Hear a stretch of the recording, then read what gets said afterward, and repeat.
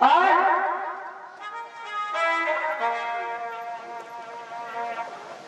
उधर मथुरा नगरी को चारों तरफ से घेर लिया। जब श्याम को मालूम पड़ा ही तो अपने हाथ में फिर बांसुरी लेकर के आज काल्यवन की सेना के बीच में आ गए। काल्यवन को भगवान कन्हैया देख करके ऐसे दौड़ने लगे जैसे कि कुछ मालूम नहीं है कि हम युद्ध करने के लिए आए हैं। आज भगवान काल्यवन को खिलवाड़ों की तरह खिलाने लगे, आगे आगे दौड़ने लगे।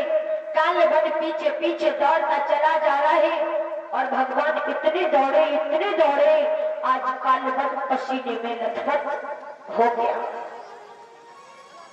जाकर के धौलागिरी की कंदरा में, जहां पर राजा मुचकुंद वर्षों से सो रहे थे,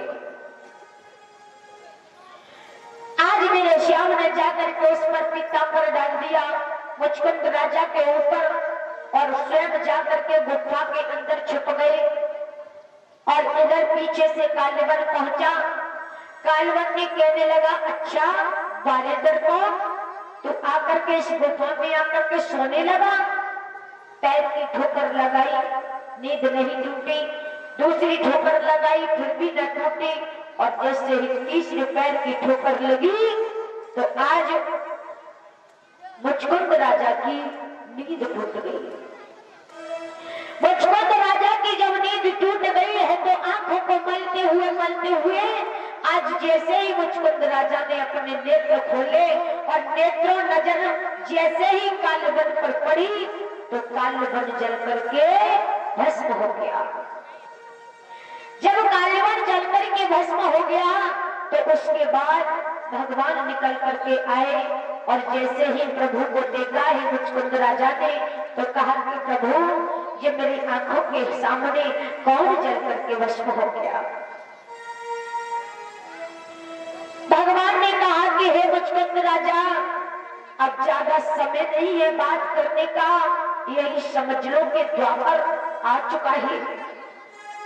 प्रभु आप मुझे अनंत भक्ति का वरदान दो। प्रभु ने कहा कि अभी तुम्हें अनंत भक्ति का वरदान नहीं मिल सकता है। क्यों? कि अगले जन्म में तुम अतिकामी थे और क्रोधी थे और इस कारण से आपको एक जन्म और धारण करना पड़ेगा। वो जन्म तुम्हारा ब्राह्मण कुल में होगा और ब्राह्मण कुल में जाकर के प्रभु की आप घनघोर तपस्या करोगे, तब तो कहीं तुम्हें अनंत भक्ति का वरदान प्राप्त होगा। उसके बाद इसी बीच में राजा परीक्षित ने श्री सुखदेव जी से प्रश्न कर दिया कि हे प्रभु, वो कौन था जिसकी नजर पड़ते ही काल्यवन जैसा राजा जल करके राख हो गया और किस वंश का था? श्री सुखदेव जी ने राजा परीक्षित को समझाया कि हे राजन, ये इक्ष्वाकु वंश का राजा मांधाता थे। मांधाता के पुत्र मुचकुंद थे, जो कि उन्होंने देवताओं की वर्षों सेवा की। एक दिन देवताओं को सेनापति के रूप में यानी कार्तिक जी मिल जाते हैं तो देवताओं ने कहा कि हे राजन, अब तुम्हें बहुत दिन हो गए हमारी सेवा करते करते हुए, तो आप ऐसा करो, अब तुम आराम करो। तो मुचकुंद राजा ने देवताओं से जब वरदान मांगा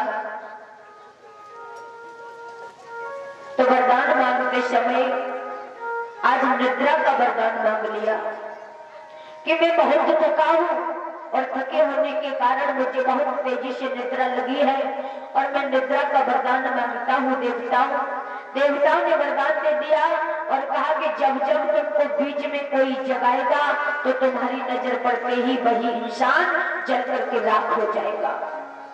यह बात नारद जी को मालूम थी और इसी कारण से आज काल्यवन का उद्धार भगवान कन्हैया के हाथों नारद जी ने करवा दिया है। बोलिए बांके बिहारी लाल की जय हो। आज इस प्रकार से कालवन का उद्धार हुआ और उसके बाद मथुरा नगरी को 17वीं बार राजा यानी जरासंध ने घेर लिया। जरासंध ने 17वीं बार आक्रमण मथुरा नगरी पर किया तो उधर भगवान ने फिर मधुर बांसुरी बजाई और बजाते बजाते भगवान एक गौतम पहाड़ पर चढ़ गए। उधर जरासंध ने सोचा कि इस पर्वत में ईंधन इकट्ठा करके आग लगवा दी जाए। तो कालवन यानी राजा की आज्ञा मानकर, जरासंध की आज्ञा मानकर सारी सेना ने इतना ईंधन इकट्ठा करवाया कि उस पर्वत में आग लगवाती। मानने लगे कि जल करके राख हो जाएगा, लेकिन मेरे प्रभु आज गुप्त मार्ग के द्वारा द्वारका में पहुंचे और द्वारका में जाकर के निवास करने लगे। बोली राधा रानी की। तो उसी समय द्वारका में जाकर के धीरे धीरे समय व्यतीत हुआ और समय व्यतीत हो जाने के बाद कहते हैं रेवत की कन्या रेवती के साथ बड़े भैया यानी बलदाऊ का विवाह हो गया।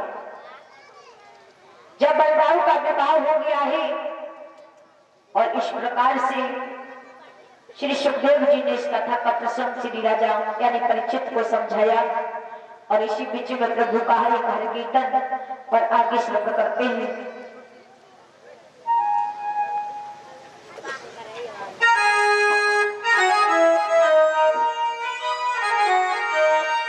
तुम्हारी